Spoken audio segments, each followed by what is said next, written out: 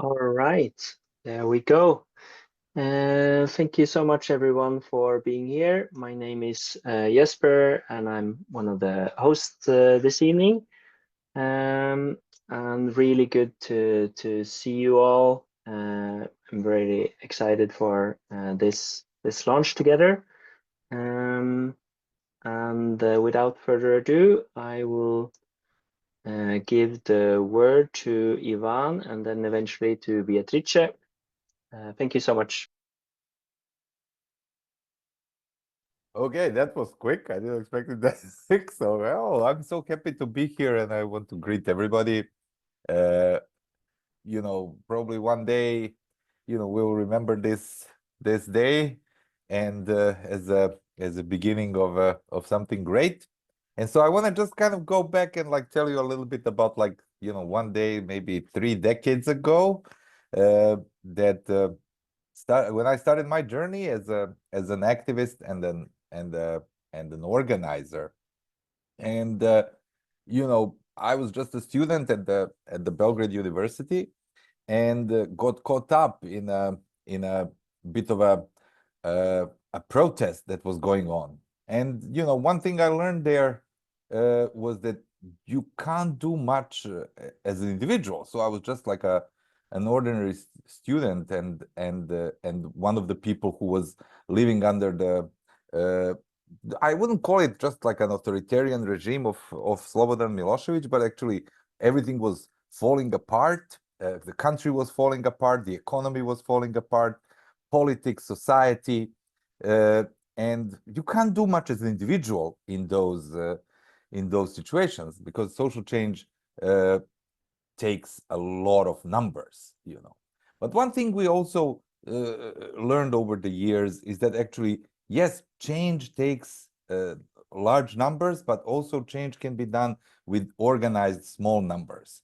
So at the time when I joined and when I became an activist, we were protesting for months on a daily basis. We, how should I say, were freezing in the streets, got beaten up by the police, and we didn't have much to show after 120 days of protesting. But then, after that kind of failed attempt, we went into a long 2-year process of strategizing and rethinking and learning. And the result of that was a movement called Otpor, the resistance. And that movement not just managed to mobilize a lot of people, uh, to get like tens of thousands of activists to really master the game of large numbers, organize everybody around us, build a big coalition, and finally came to a success. So we're not really in any kind of privileged situation, but what we had was we had time, and we had each other. And in a sense, it is something that really gives me like not just hope, but also like assurance that like organized groups over a longer period of time, if they're really working together, and if they're really thinking about long term, uh, they can actually change things. So in a sense, I really would like this day to be the first day of us sitting here and thinking together about big things, about social change. Thank you all for joining us today. Thank you so much. Beatrice, would you like to take the Yeah, take the next? yeah. So my name is Patricia. I'm 31 years old, and I'm a co-founder of Last Generation Italy. And well, I think I have been concerned about climate change and social problems since I was 12. And then over time, I just swept this corner, a concern, under the carpet and tried to live a normal life. And then in 2017, in October, the area where I live was destroyed by fires. And it's an area close to the Alps and has never suffered from water scarcity. And the drought that year had caused so many fires that the air in the city was similar to that one of Beijing. And I remember that leaving your house, you could feel your throat burn and your eyes burn. and at the moment I was about to finish university, and on the very day of my last exam, I remember walking through the school that I couldn't see the end of the corridors because of all the smoke. So for me, that moment was a sort of epiphany, and I realized that apocalypse is already here, and maybe the next time I might find my school or my house burned down. And so I spent the next year in desperation and eco-anxiety. And until one day, during a protest in a square, a person gave me an Extinction Rebellion flyer and invited me to the first Italian meeting. And I remember being surprised and also a little frightened by the strong words that the flyer had, like extinction and rebellion. And I was afraid of meeting fanatics. But I went anyway, and I knew that that meeting would change my life, and that happened. So it did. And when I meet those people, I felt like a breath of fresh air, as if someone had opened the window. And I met people who felt the way that I felt, and I remember being part of a group that I could count on and that wanted to achieve something together. And so that was in 2019, and how many things happened after that. We had the pandemic, which forced us indoors for weeks or months and forced us to transform our groups, our organizations. And how many of us experienced frustration and helplessness. But then we came together again, and we had the strength of desperation and determination. And we started again with radical and ambitious projects. And we achieved victories, successes, but also failures, and we did a lot of mistakes. And over the last few years in Last Generation is how long did it take me to learn the little that I know, and how do we not start from zero each time? How can we spread what we know and what we have learned throughout our communities? And if my organization fails, how can I leave seeds for the next one and for the next cycle? So for me, what I see in Forging the Future is sharing the knowledge for the common good, and spreading without borders, hopefully, and sharing skills and experience that are crucial if we want to achieve real change. So thank you to be here. Thank you so much, Beatrice, for sharing, and thank you so much, Ivan, for opening the space. Yeah, it's really so good to see you all. It's been many months since we first started speaking about wanting to put this place and launch for our community across borders. So maybe I'll just, since I'm the host also, I'll just mention a few words about myself. So my name is Jesper. I'm Swedish and have been part of the XR also, and the A22 campaign, Stop Oljeletinga, since it started. And together with others here, we're really kind of coming forward and coming together to create an international community and space where we can really hone in on the craft that is needed to really do these kind of campaigns, where we're getting the tangible results and we're getting more people involved into organizing for a just world, and confronting all the atrocious things that is happening. So that's why I'm here. So now we're going to go into, maybe I'll just, before we do that, I'm going to just say a bit of the program tonight. So we're going to have some breakout rooms where we can share reasons why we're here with a couple of others. And for most of the rooms, we have facilitators, so that's really good. And then we're going to have Michele, who's one of the core team members of Resilient Uprising, is going to speak about the situation that we're facing and why we have launched, why we're launching this program. We're going to have another breakout where we can dive deeper more into the kind of challenges and expectations we have, challenges in our work and the expectations we have for this program that's about to launch. And then we're going to hear a bit more of the program, and also with Robin from Revolution for the 21st Century, which is a foundational partner in this program. And then we're going to be wrapping up with the next steps and yeah, what's happening now. So just briefly on the breakouts that we're just going to go into. So the main question is to get to know others because we're here to build community, and then we need to speak and get to know others across projects, across borders. And the main question is just, why are you here? What brings you to this training?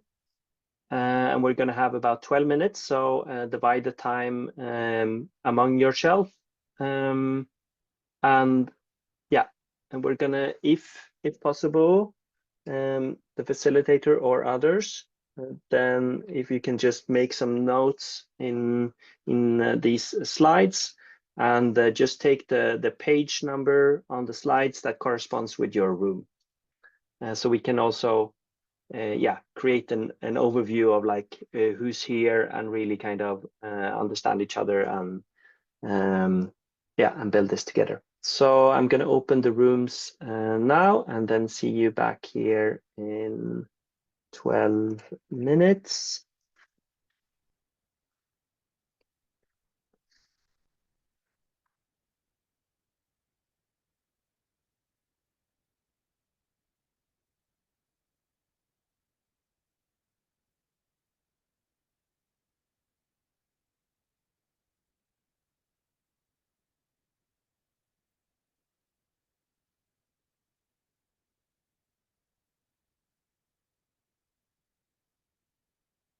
This meeting is being recorded. All right. Great to have you all back. Thanks for bearing with while we get this logistics working well. All right. So yeah, I would love to hear from maybe one or two people, like who was facilitating in room 5. So looks like you had a good conversation. It's me. Ah. Hello everyone, my name is Sasha. I'm one of the facilitator and in our group. I think we shared a couple of things, but like one of them was trying to understand how to change the mind of people, like how to build structure that can really impact society's opinion at large. We also had in my group some people with like a lot of experience, even like before XR and before Fridays for Future, and like seeing how all of the climate campaigns evolve over time, like that really sparks interest for some people, because we can see that there is a new like working culture in terms of like organizing in the climate movement, and a lot of potential by having those training to like how do we shift the working culture and the working mindset in climate movement, especially in Europe, where it took a little while to come here from the US and other countries. Yeah, that's what we talked about. Thank you so much, Sasha. And Andreas, love to hear from you. And before Yeah, I we move raised to the my hand next because section. I actually forgot the number of the breakout room I facilitated. So I thought like before the knowledge is gone. And as I thought there was a lot of curiosity and lot like all the the people joined the breakout room had past experience. So it's like, and kind of this wish of how we can move forward, maybe like, yeah, with all this knowledge, which kind of was said before, but also maybe kind of the culture. Like it's not, I mean, there's a lot of shit going on, but probably like we need how do we want to have the culture that we are probably reconnected with nature, that we are not, there's not we and nature, but together, like we are nature, that from there on we probably have more success of moving on. That was kind of lovely. Thank you so much, Andreas. That's really good to hear. And Michele, let's see if you are able to give it to you. Yes, it's 90 minutes in total. That's correct. Just checking. Hi. If you have... There we go. Yeah, pass it to me, Jesper. Yes, Can you hear me? we can hear you, Michele. Okay, like, because we are having a lot of problem. We are in an action phase, so we need secret houses that cannot be found by the police. And usually those secret houses are quite shitty because they are underground and there is no internet. So we are doing our best about it. So yes, nice to meet you. I'm Michele. I'm also from Italy, like Beatrice. I'm a co-founder of Last Generation Italy.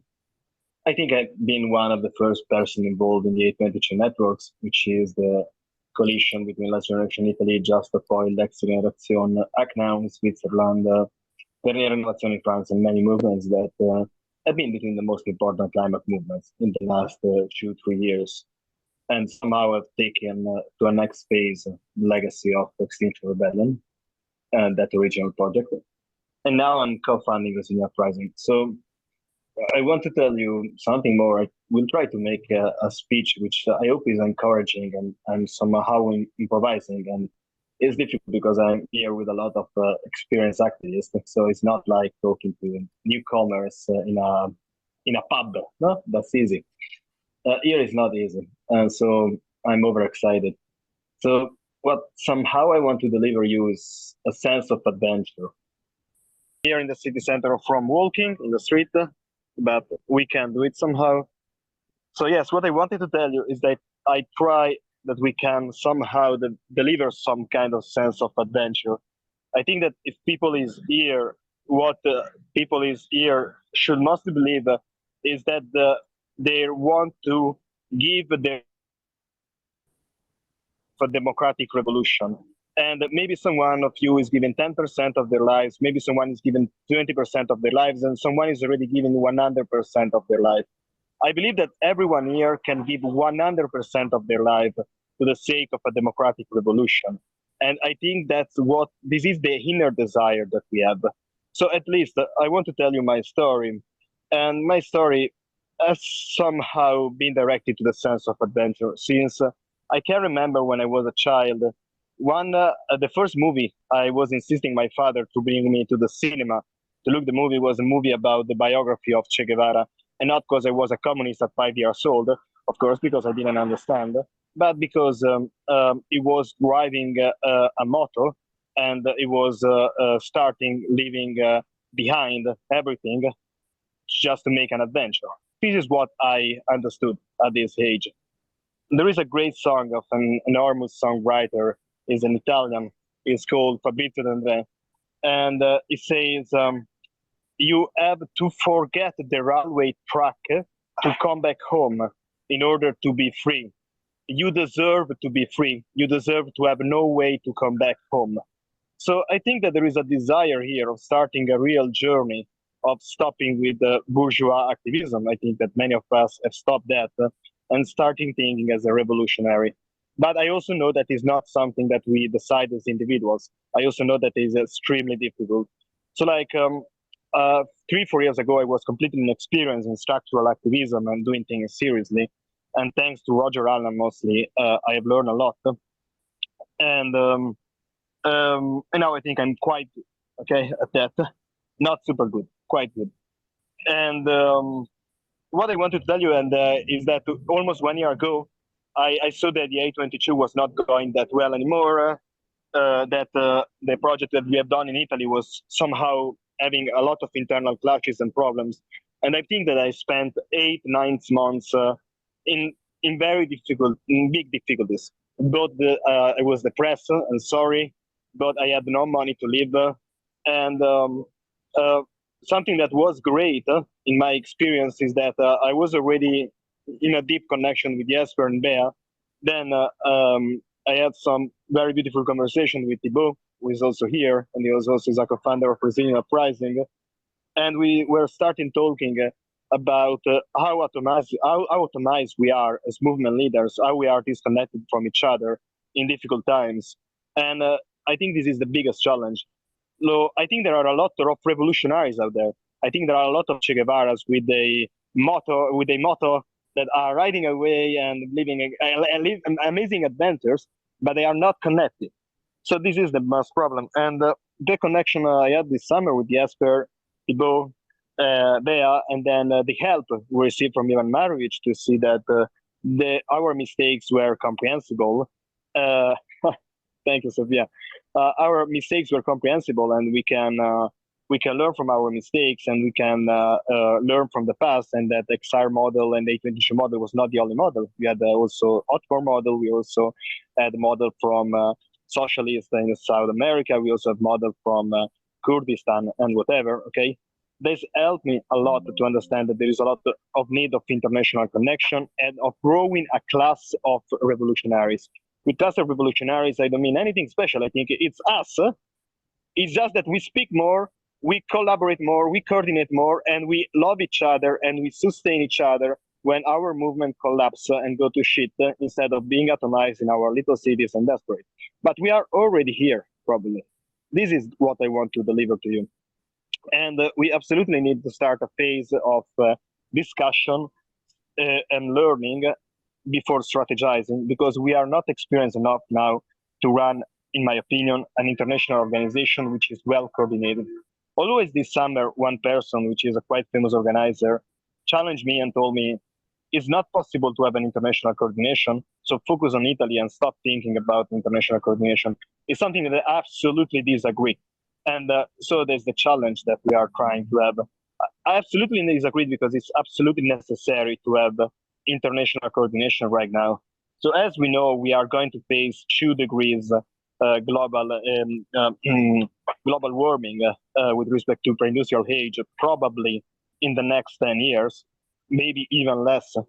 At this stage, 25% of the surface of the Earth is going to be as warm as Sahara, as the desert of Sahara. So we are talking about more than 1 billion people living there, and this will unfold in the next 20, 25 years maximum. So to be clear, like our challenge is an international challenge, because the first thing that we absolutely need to guarantee as an international community of leaders is total freedom of crossing borders is absolutely necessary in order to substitute the old aged populations in the Western democracies, which will try to kill other people in order to maintain their privileges as a reaction of they becoming old. Meanwhile, there are some younger moving population from southern countries. Okay, so we need to be there fighting for opening these borders and let African and Asian people enter in the Western countries and let them have a good life and equal rights. So this is an absolute priority that obliges us to be international movement and obliges us to be internationally coordinated. Second thing is that we need to experiment various forms of direct democracy as soon as possible. There are various models, especially from the South America experience, but also in Europe, there are some experiences, and we need to be pluralistic because we cannot standardize a singular model and put them everywhere because it will not work, okay? To have a standardized formula on which kind of direct democracy will work. Third, we need to start immediately to work on finding mutual support from below, bottom-up mutual support, and change the formulas, and also use it here in order that the richer movement can sustain poorer movement in the global south, and to have real international coordination on this. And yeah, Freya, I have a 10-minute speech. I've almost done. I don't know if it was referred to this, but it was in agreement before. Then, what else is absolutely important is that we need absolute resistance, and we need leaders that are ready to go to jail, because like it will be necessary, whichever tactics you take, even if you will take moderate tactics. What will happen is that if you organize them seriously on a mass scale, you will be get to jail. It's not a question of radicality; it's a question of effectiveness. When will we be ready? Even if even with them not the most radical tactics, when we will be ready to really challenge the status quo, we will be to jail. Okay, like this is, I'm an historian. Okay, this is my second part of the job, and history leaders go to jail. Okay, so this is the need we have of an international community, because we absolutely need to help each other. So Resilient Uprising is a sub-team of Revolution in 21st Century. So Robin will speak with you later.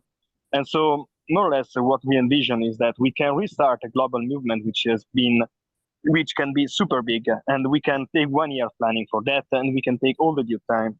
So the people who has been here will be invited to new meetings for starting a leadership training on the 27th. But we also be invited to Rev 21 induction in order to learn our project to develop popular assemblies worldwide and connect them in order to start having a movement that can self-determinate and can deliberate its own internal democracy. So more or less the program that we see is that we absolutely need to networking with as many leaders from as many countries and continents as possible. We need absolutely to give the leadership of the space to as soon as possible. So we need to have them here, to have them on board, and to have them teaching us the way they are resisting worldwide since longer time than us. And we absolutely need to funnel all these people into direct democracy and climate movements which can resist. And this is only the first stage. And for doing this, we need a lot of trainings. We need people that really want to do this for life. They want to be 100% into this and take the risk of leading their communities. And we need people that are trained by the most experienced trainers that are out there, like Ivan Marovich and others. And because like we need those skills and we need to learn as soon as possible. Answer to Laurie, no, I'm not part of XR. I'm part of the A22 network, and I'm part of Last Generation Italy. So yes, I'm sorry for doing a speech in the street with a car passing, but that's the best I can do, and it's also about the sense of adventure. I'm happy to have all these little Che Guevaras with their motor cars, and so there is an highway out there. We all have our motors, so we just have to go. Come on. Thank you. Thank you so much, Michele. Thank you so much. This is good. This is perfect. And there's a lot in what Michele just shared about where we're coming from and where we're going with this project and the community that we're forming together now with this launch event. But you'll be able to listen to it again on the recording if there's specific parts that you want to. And yeah, by just staying tuned, then how we can unfold this this vision. So Sue, if you want to put your question in the chat, we're going to move to the breakout rooms now, so we have a space where everybody can share. So now we're going to do the second breakout, which is about what are the challenges and expectations that we have. So what are the main challenges facing your group? What are the main challenges facing you as a leader? And what are your hopes and expectations in relation to the program? And I just put in the chat the the next set of slides we'll be using, and a few people I've rearranged the rooms so we have a bit more time. So we're like 3 or 4 people in most rooms. And opening the rooms now, and we'll have in total 13 minutes plus the closing of the space. All right, off we go. This meeting is being recorded.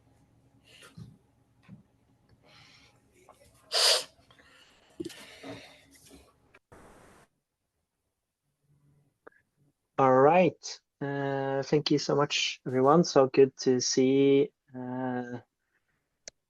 everything's happening in the slides. Would love to hear from like 2 rooms. Maybe we could do room 22 with Cecile, and then room 27 with Thibaut. If we can hear a sample of what kind of themes came up in your rooms. Thanks.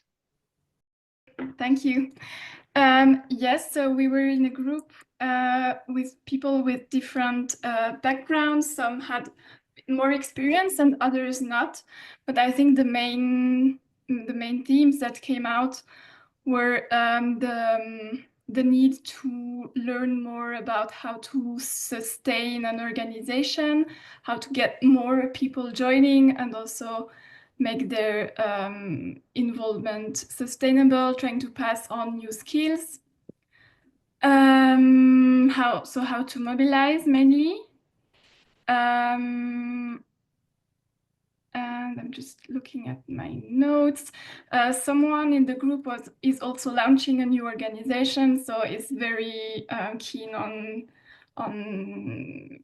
like skills and information on how to create a good strategy and a good plan for the organization. And yeah, most of the people they said it, very high expectations about the program, looking at the courses and also the trainers, and we're very looking forward also to the whole program. And about the personal challenges, what came out, I think for all of them, was the need to find a balance between personal life, family, and also like finding time and energy to getting involved. Wonderful. Thank you so much, Cecile. Thibaut? Yeah, so one of the main challenges facing one of the groups was around the decision-making structure of basically how to coordinate stuff and decide how to decide about what should be done, etc. There was another participant a mention of the need to build an ecology of projects around his topic of reinventing democracy, of having the typical challenge of many different groups doing their own thing and wanting to build an ecology of projects in somehow a meaningful, efficient way. And the main expectation were quite general. It was around benefiting from, one of the participants was quite new to the work, so really wanting to learn and benefit from the experience of others in the world and in the past. And another need that was expressed was also around having some regular Zoom calls, feeling some kind of connection with people doing similar work. Yeah, that's what came out of our room mainly. Thank you so much, Thibaut. Yeah, that's great to hear. Definitely we're going to do the community explore and how we can enable the community. Yeah, Gorian, let's have a minute before we move on. Yeah, so in our group, we talked a bit about how we can get the ball rolling with some of us starting a new organization, and also on a personal level about lack of time for us who are like living sort of like normal life, and also like being caught in a dilemma of like, do you want to live in Gisai's normal life or like go on an adventure, as Michele put it. And we also talked about how we can get people together for the long run, and like avoid burnout, and like creating an emotionally safe space, which is very important because people are moved by emotions and not information. And a few other things, but I think my time is up. Thank you so much, Gorjan. Yes, Collins, you have maybe we'll do a very short, like less than a minute, so we can move with the next thing. Yeah. Just in a nutshell, I was also a facilitator in a group, and we got members talking about challenges, and they were very touching challenges. Of course, one was maybe governmental creating fake laws against activists and activism. And we also have maybe police violence, that is police brutality against activists. And then we also looked at the female leadership. Actually it's a challenge when a female is a leader leading a group. Then maybe the lack of new model of leadership. We need to come up with the new model of leadership so that we steer the groups, our groups moving forward. Then when it comes to expectation, we had like we need thorough leadership trainings to make us move forward. Thank you. Thank you so much, Collins, and thank you all the facilitators for being here and taking notes and providing space. And that's as it was asked about creating community. That's a really kind of key part. And thank you so much, Sasha, also for taking lead on that together.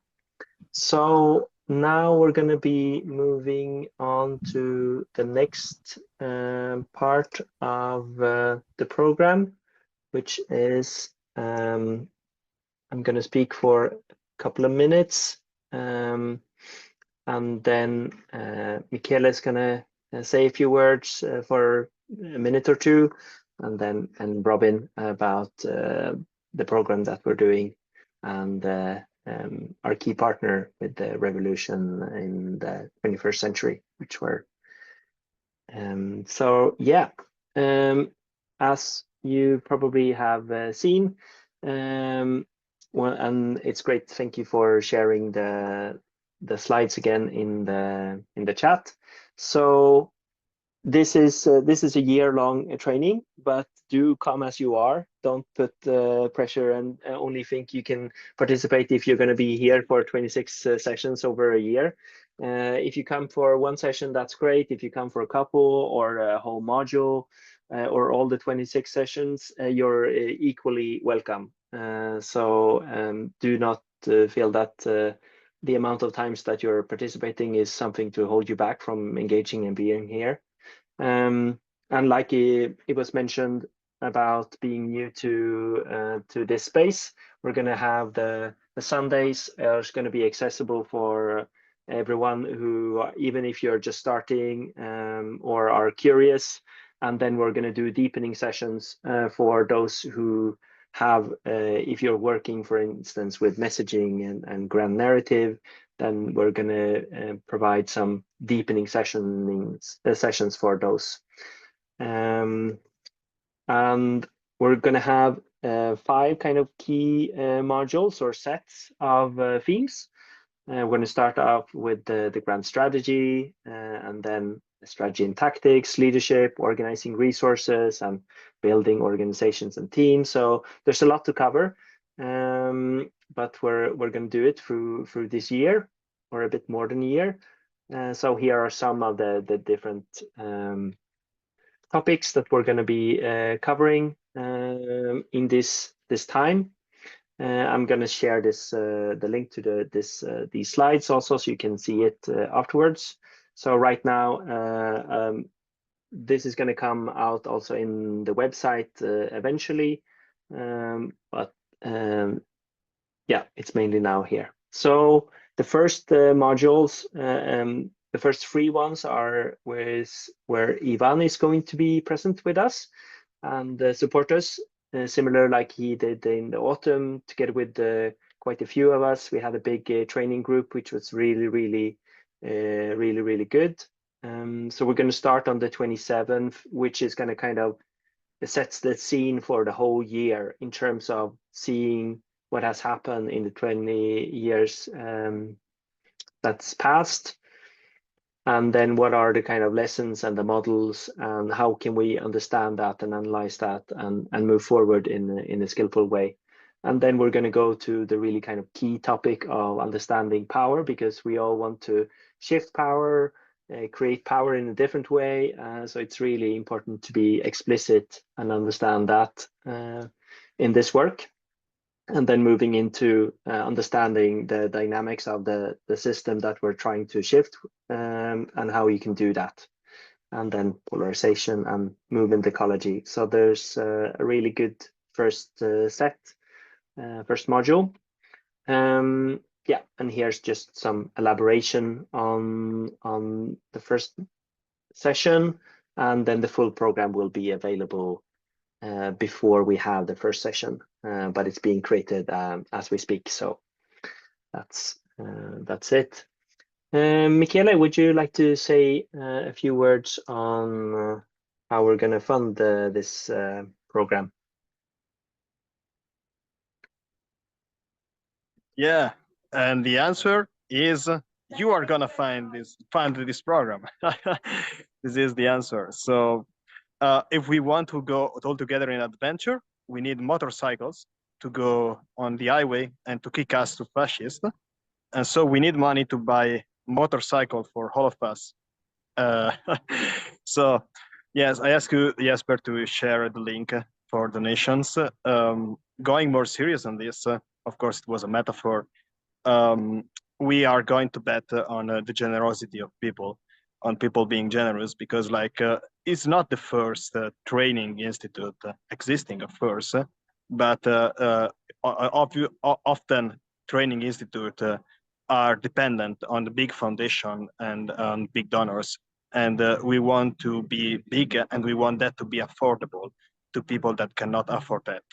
So it's really important that we can create a vast community, international community of hundreds and then thousands of organizers, and that we can self-finance, so that we can allow people to be engaged full-time as an organizers into these organizations. And we can allow people that cannot afford, that maybe come from less rich countries, to have a possibility to participate into this.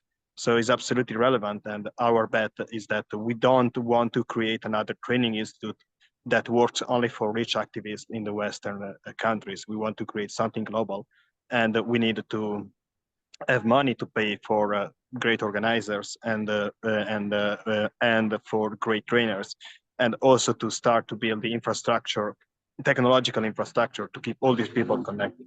So more or less the vision is this. Imagine that if all our organizations get bigger and have 100K people in their database or 1 million people in their database, and we can connect them, and we can say, we can have a program in the future and say, okay, we all together go out in the street in the world in 1 week. So these can get massive, but we need to be financed for doing this. And we don't want to be dependent on the rich people and the rich foundation. We want really to be dependent only on the people we provide our services. And so, yes, is our hope. And we don't want to ask for a specific amount of money in order to access to the trainings. We want really to be based on a donation and be based on the generosity of all the people. So thank you for this. Thank you so much, Michele. Robin, I'll give it to you. Yo, God bless. Thanks, Jesper. Thanks, everyone, for coming along to this wonderful kickoff to Forging the Future. I'm so pleased to be able to help this project. Leadership, training, these are all the things that have really stuck with me since founding Extinction Rebellion, since building the DNA team of Extinction Rebellion around the story, strategy, and structure of our work, traveling the country, delivering those talks, building what I called a leaderful movement. There is a sad tendency, I think, on the left or progressive space to actually belittle leaders. I spoke with Paul Engler, who was part of the program recently, and there's even been some kind of leadership oppression where people who are taking big responsibilities and sacrifices in our movement are being attacked for doing so. I think instead what we need is a leaderful movement where we have lots of leaders all across our countries and nations and the world working together in accountable ways. That power of itself is the ability to make and use resources for whatever you need it to do. It is not of itself a bad thing. It's when it's abused, when it's coercive, that it is a bad thing.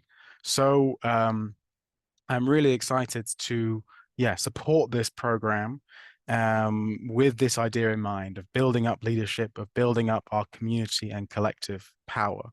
So I'm doing that as part of Revolution in the 21st Century. So we started as just a small group of volunteers helping Roger Hallam when he was in prison to write books, to do a podcast. Some of you might have heard a podcast from prison. I don't know if that's ever been done before. It's kind of crazy that we made that happen. He's since been told by his governor of the prison that he's not allowed to do that anymore. But the fact that we managed to do it for so long, it's quite incredible. Anyway, a group of volunteers supporting that to happen suddenly realized actually the topics that Roger was talking about in these podcasts, they're his life's work of activism and campaigning. 7 times in prison, the guy has seen radical movements inside and out and has written and taught a magnus opus worth of work about these topics. And I wanted to be, I love the INE training that talks about different natures of leadership. I love nature imagery as a way of understanding the world. And if Roger is a kind of fire leadership energy, he goes into lots of places and can add a huge amount of energy, start new groups, but he can also burn a few bridges along the way. Whereas I'm more in the sort of earth, water sphere of leadership, which is like, let's build the long-term structures in a cool, calm, collected way that's going to keep this going for a long time. So to that end, yes, using and reusing Roger's work and others in this sphere, in our spaces, to build training programs, supporting Jesper, Michaela, Bea, Thibaut, and the whole crew with being able to run these and being part of the process is very exciting. We're also working on how to globally fundraise for our movements. We have a strong list of donors across the world, and how can Roger and I use our voices as co-founders of influential movements to help fundraise for you guys to be able to do this work, to be able to not necessarily all have to throw in that money every month, but be able to get the rich people who have all of it to give something towards us. And we're also doing a lot in terms of the media. So Roger still is also not allowed, don't tell anyone, but he's been doing media interviews from prison, and we're trying to get the message of revolution and collapse out there, which is just so being ignored and repressed by the liberal media. And so we're, to that end, building more podcasts, books, training materials, reading lists that will hopefully be helpful for you guys over the next year, and trying to bring all of that together into what is going to be a very juicy convention on the 31st of May this year. Get out your diary, just pop it in. Revolution in the 21st Century Convention. Yeah, I see you, Juliana. Great diary. They're going to bring all of the thought leaders, activists and trainers who are talking about democratic, non-violent revolution across the world together into one huge convention, online space for thousands of people, hosted by Zoom, so very accessible. And the idea is that, if it's just Roger from his prison cell talking that, revolution is inevitable and we need to have one, it's going to fall on a lot of deaf ears, partly because the prison audio quality is shit, but also because one guy saying something from prison isn't going to spark the change. What it does is when lots of people, when lots of influential authors, trainers, activists come together in one platform and can help relay and repeat a core message, then this helps the general movement to kind of sense make. And so we're inspired by 3 principles of inspire, educate, and connect. We want to educate people on the programs of systemic change that we can build, inspire them with these kind of authors and big thinkers and leaders, and then connect them to the groups like the ones you're all part of that are actually doing this on the ground. So we had around 700, 800 people come last year. I'm sure we'll smash it this year, and you'd be very welcome to join. So as Jesper mentioned earlier, if any of those projects interest you, running more training programs, helping to write books, self-published books, running a big convention with some fancy revolutionary speakers, please do come along to our induction. We run once a month, and I can get you involved in one of our working groups. Thanks. Thank you so much, Robin. It's so good to be working with you on this. So good to be here. So Ivan, do you want to wrap us up? Thank you, Jesper, and thanks everyone for taking the time for this call. And what I would like to say in the end is something like, as I say, like, you know, I kind of looking back at, you know, how I felt like when I was in my 20s and starting to be an activist, you know, and looking at the moment now, I can say that, like, you know, every moment in our life is a decision point.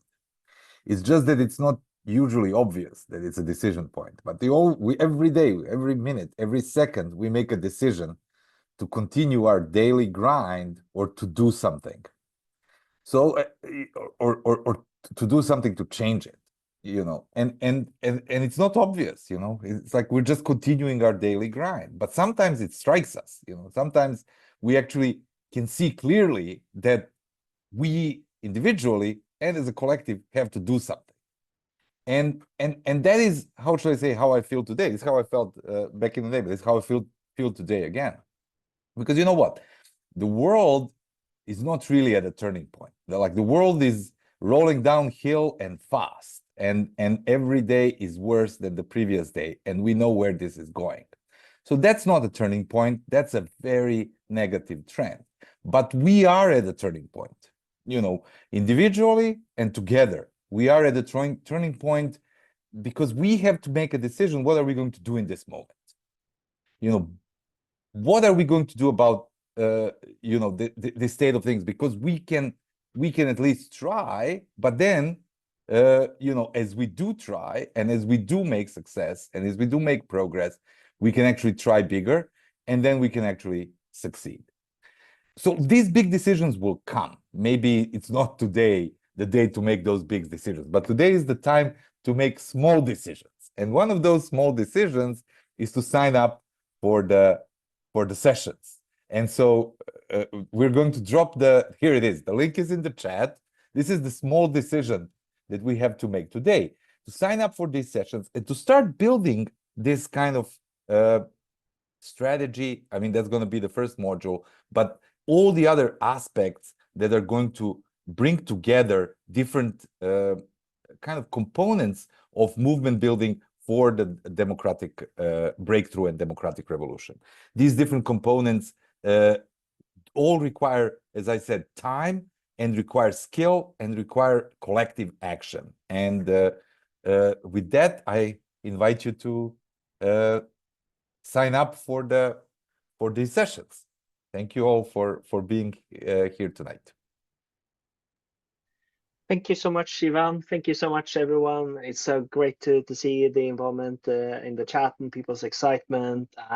Yeah, just having all of you, more than 80 people here today, is just really, really good. And if you're watching this the recording afterwards, then please join us. It's going to be yeah, it's so needed, and it's so good to have you, Ivan, and a lot of other people who are really supporting and really want to make this really good. Michele, any final words? You can hear me. I want to make a proposal. Like, I see many people as some video and things to share. I think that you can all send an email to Info Resilient Uprising if you can share, Jesper. And in the next days, when we share again with you the link for donation and for coming to the next meeting, we also share the videos and the name of the movements of the other people which were here. So like, if you want to put your name in the chat, and if the next day you can all share, like, this is my movement, this is my documentary, this is my video, whatever, then we can help and share with all the people here and all the more than 200 people subscribe what is important for you, because we are here to share a program, but we are also here to share what you have in the most horizontal way as possible. So please, it's good that you share in the chat, but also share on the email of Info Resilient Uprising, and we will send what is important for you to all the people that are here. Wonderful, thank you so much. And just mentioning the last thing, in about 2 weeks, we're gonna have a meeting for people who want to get involved and co-creating this community. And if you want to just put us an email before that, but we're going to have a meeting in about 2 weeks where everybody who wants to can come and take part. All right, thank you so much. Maybe we can all unmute and just give some celebration. Thank you. Thank you. Bye. Thank you so much. Remember to live life to the fullest.